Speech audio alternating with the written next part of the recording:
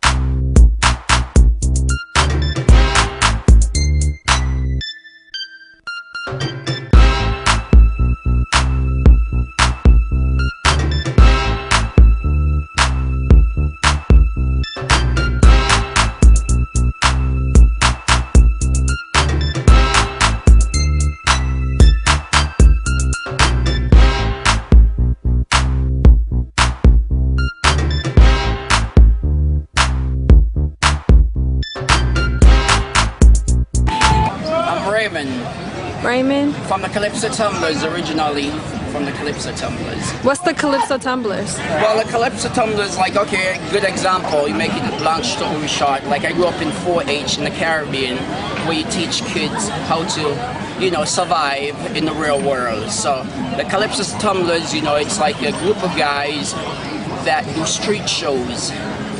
And then at the end of the show, for the grand finale, they go around and collect money where they pay their bills, you know.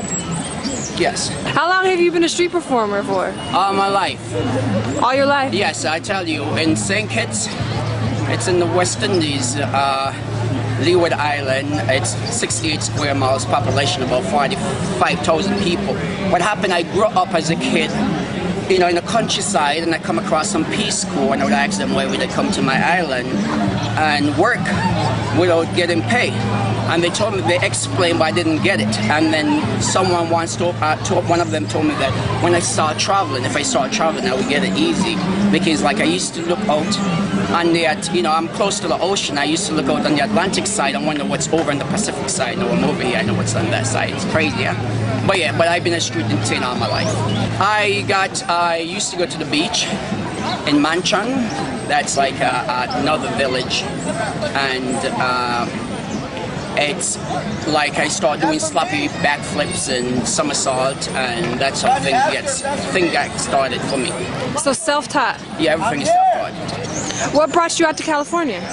Well, I was living in New York for quite some time. I was there for about 16 years after the World Trade Center. The energy wasn't the same when I moved to New Orleans. But I was juggling New York and New Orleans. Go to New Orleans in the wintertime, and I go to New York City in the summertime. And then after the hurricane, Katrina, I didn't really feel what happened. Truthfully, we went back and we performed in New Orleans, but then there was another group of guys named Dragon Masters. They're in green, and they don't like us. You know why? Because we're so similar.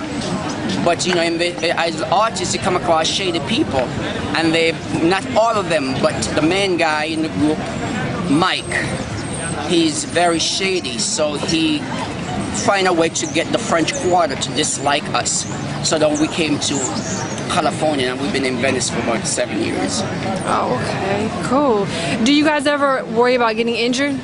Injured? No, you can't, because it's like you as an entertainer on the street, you can't think like getting injured, because nothing would ever happen. You would never get anything done. It's like walking. You practice the walk, and you walk so good, sometimes you don't know you're walking. So that's how, so that's the street mentality most of these guys have. Me and my philosophy about life, it's too short, enjoy it to the fullest. So at the same time, and it's a puzzle. So I try to, every week, just survive, keep my head up above water. And if, better things come, I take it. But if not, I still gonna be happy.